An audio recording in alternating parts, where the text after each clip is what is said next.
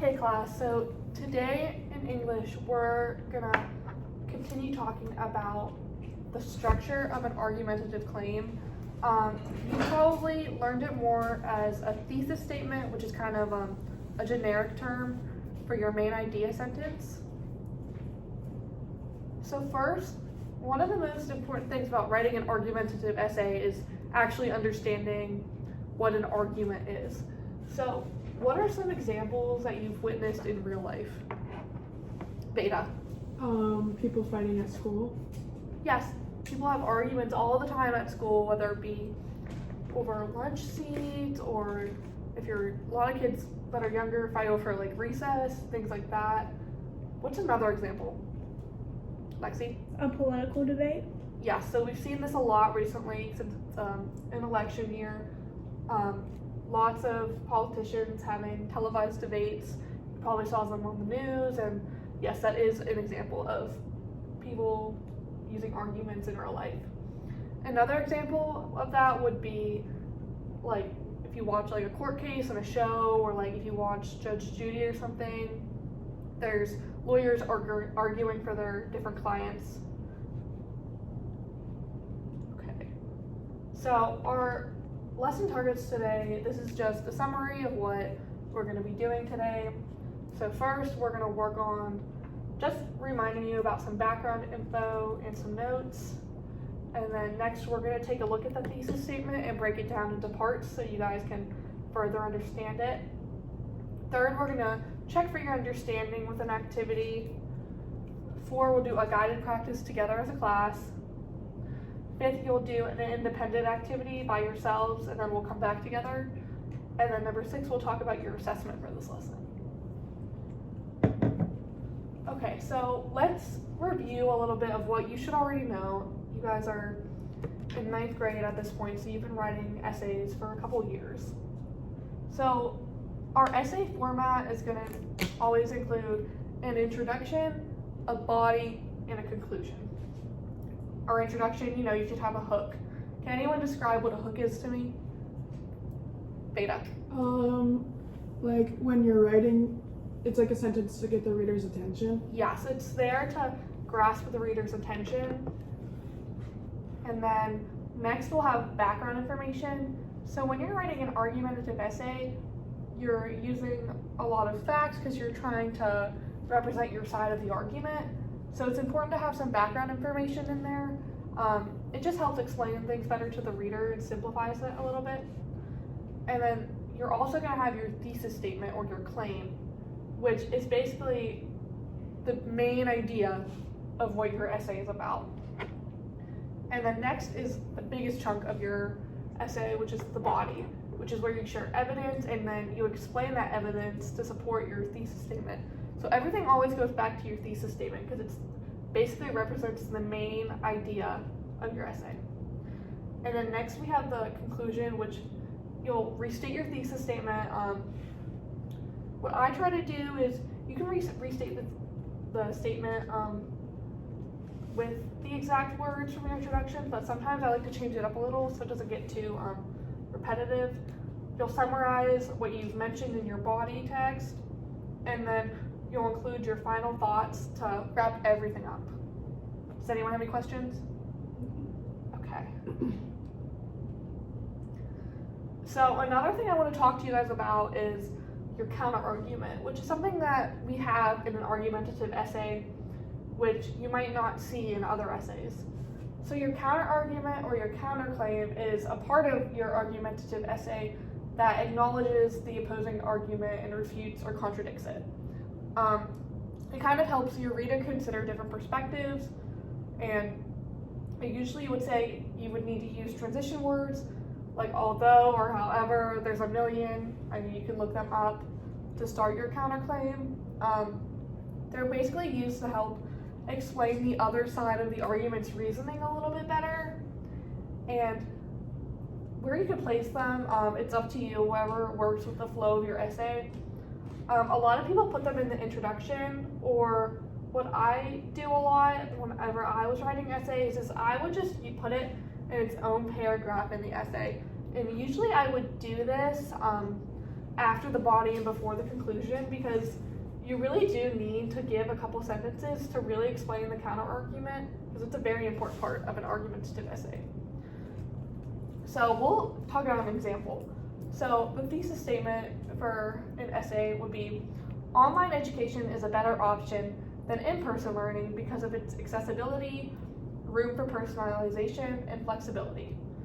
And then a counterclaim to this argument could be, while cyber education offers many benefits, traditional in-person schooling is still more effective for some populations of students. And what you would want to do with this counterclaim is explain it further. So explain the certain types of populations that would not benefit from online education. Like you could say some students with certain learning disabilities, or students who don't have support at home or in hard home situations. You really need to make sure that you're explaining that counterclaim a little bit further, just so it gets that point across. Okay, so let's talk about the thesis statement. Why do we need a thesis statement? So your thesis statement helps organize your argument and simplify it into one main idea. Your reader should be able to understand the main idea of your argument with your thesis statement. Having a strong thesis statement is the backbone to your essay. And then, what does a good thesis statement require? Well, there needs to be a what, which is your claim, and a why, which is your reasoning.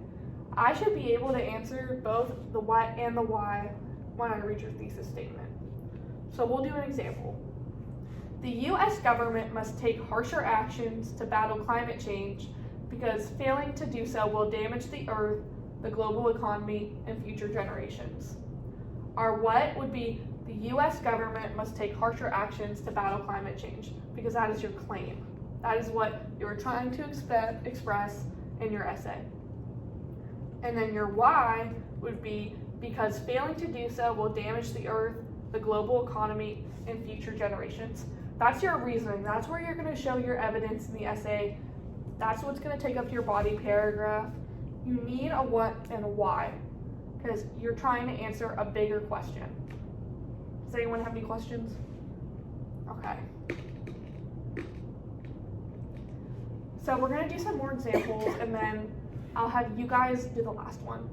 So our first example is, playing sports is beneficial for children because it improves physical health, encourages discipline, and teaches the value of teamwork. Our what would be, playing sports is beneficial for children. That is your claim. That is what you are trying to defend in your argumentative essay.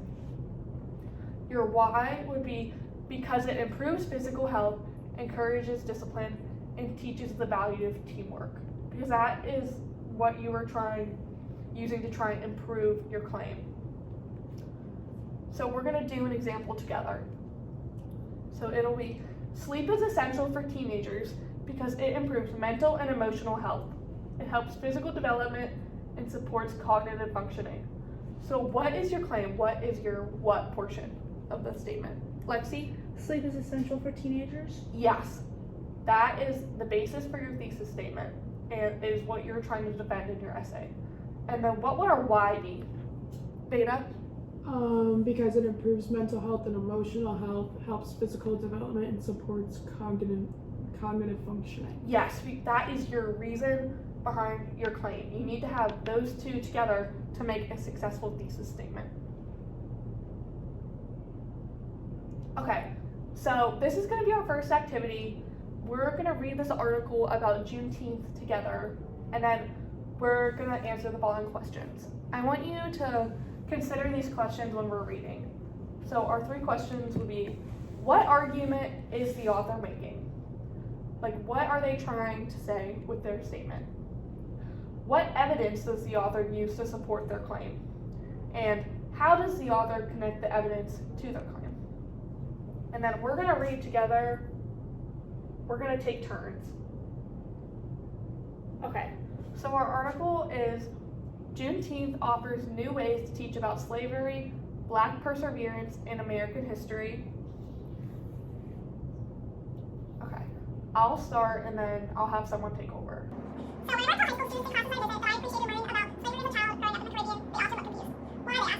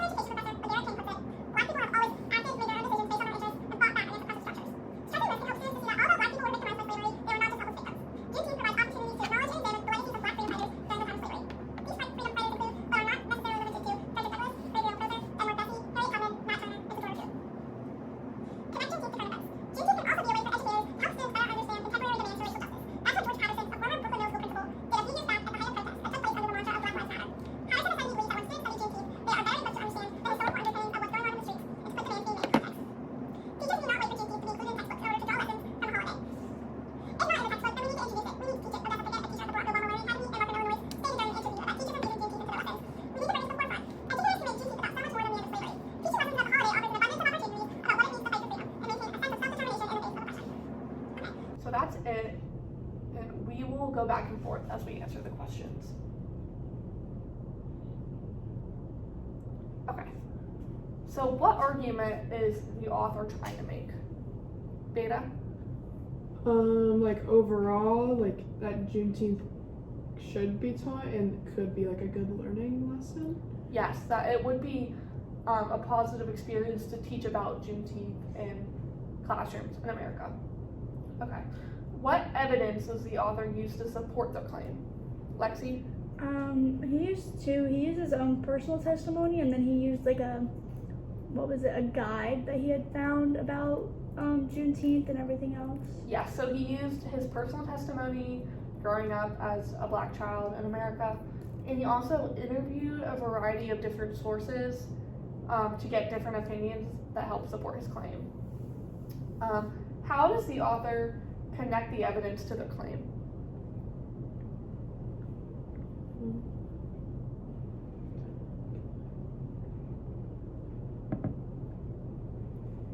Beta.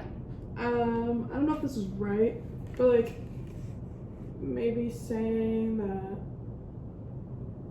like using the way other people felt and like using that to teach students in a way that like doesn't like I don't know. Yeah, you're Like you makes got it. slavery seem like for younger I remember like reading that it said for younger kids like to teach them about it in like a way that they would understand Yes. it. So that's an example of how he's further using evidence to give examples, like how you can teach younger kids about Juneteenth and slavery. That's a way he uses to connect his evidence to his main idea, which is that Juneteenth would be a positive thing to be taught in schools. So like that he uses, once again, like his testimonies from other people, he can use those as evidence to further support his claim. Okay, good job, guys. Okay. So now we're gonna do our guided practice. We're gonna do this together. So I created a graphic organizer for you guys. I did share that with you if you would like to pull it up. And then we're gonna use the Juneteenth article that we just read to create our own thesis statement, summarizing the main idea of the article. And the graphic organizer will include our topic, what position we're taking, and our supports and reasoning.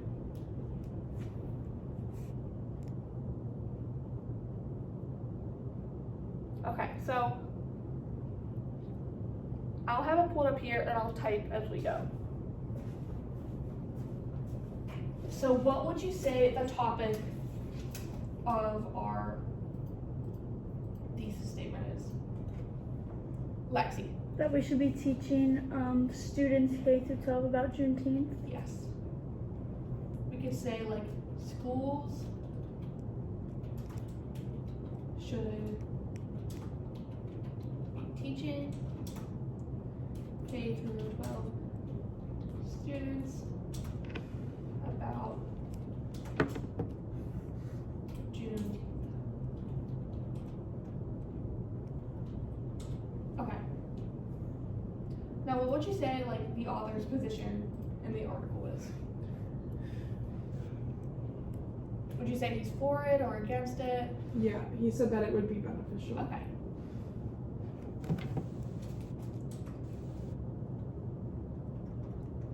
Okay, how should we phrase that?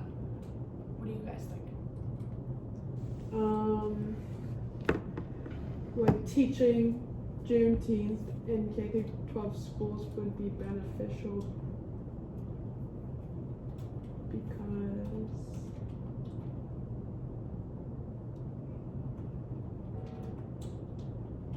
We could say teaching Juneteenth in K-12 schools would have a positive impact on Yeah. students because he's for it. that's what I was trying to say.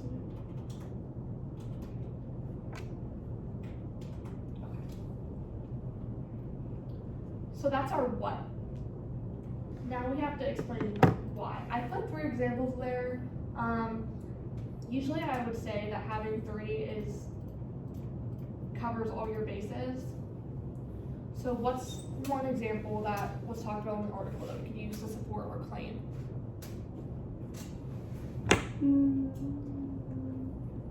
Lexi. I believe he said something about it makes the. Hold on, let me go back to the thing.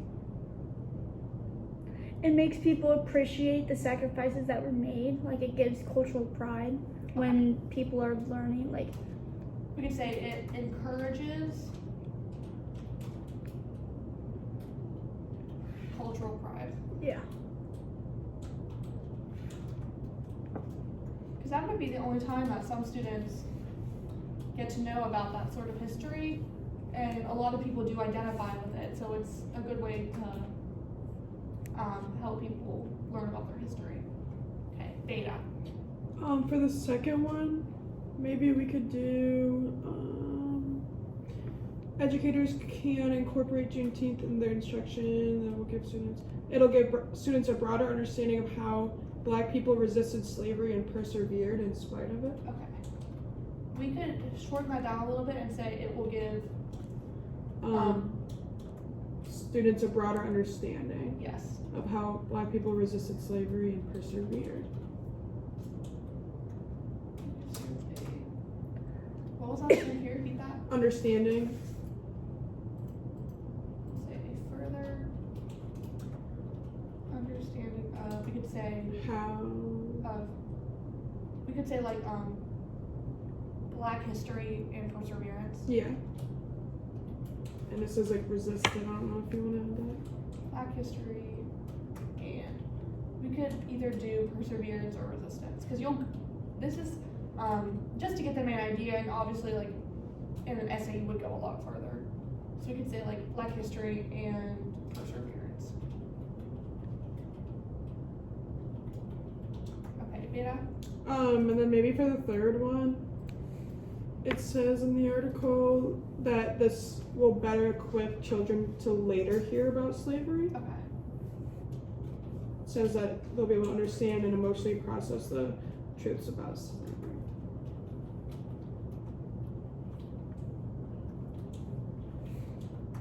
You could say it will better equip children to learn about slavery. You could say like later.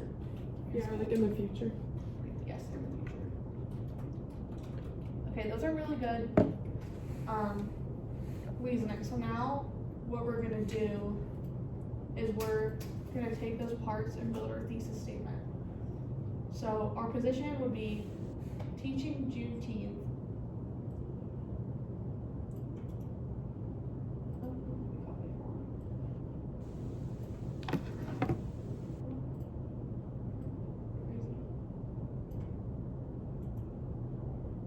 Okay. So we'll start with our what.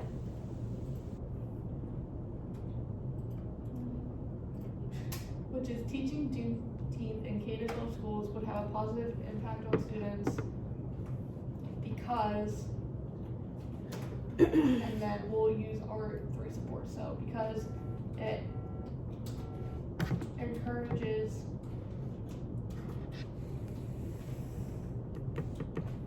cultural pride, it will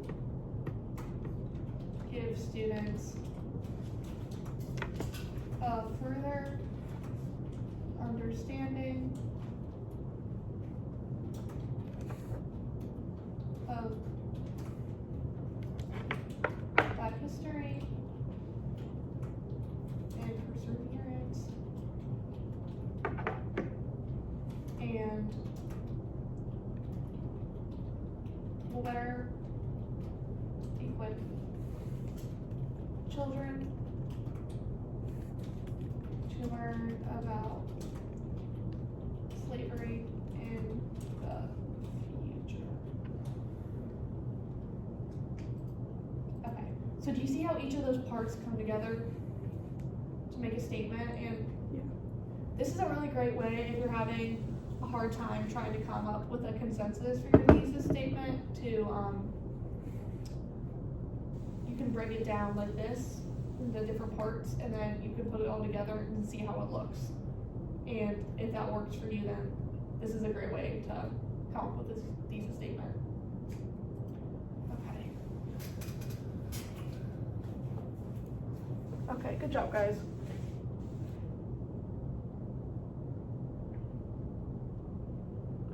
Okay, so for independent practice, I'm gonna have you guys read an article about the lab-grown meat industry, and then you are gonna create your own thesis statement based on the article. And you could take either side. You could say you're for lab-grown meat or against it. It's completely up to you. And then once you guys are ready, we'll review those.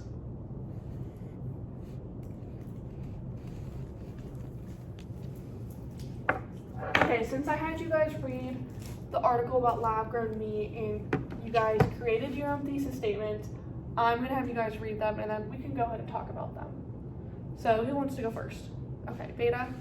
After reading the article, I decided that state bans on lab-grown meat are necessary to protect commuter safety and support traditional farming.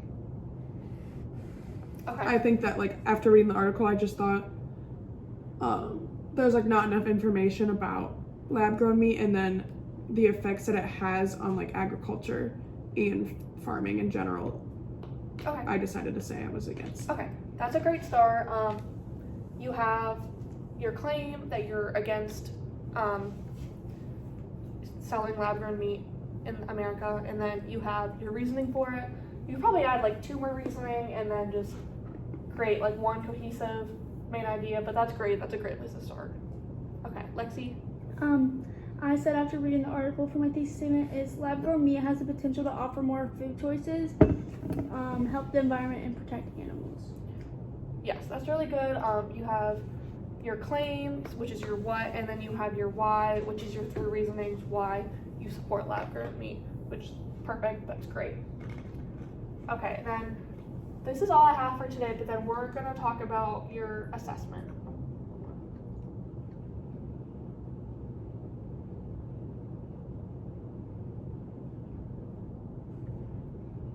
Okay, so for your assessment, this isn't due for like another week, but you're going to make a rough draft of an argumentative essay based on your thesis statement that you just created for the lab-grown meat article. So you're going to use that lab-grown meat article as your source and to create your essay based on your claim. And then I will send a rubric to you guys later. But then, okay, thanks for listening, that's all.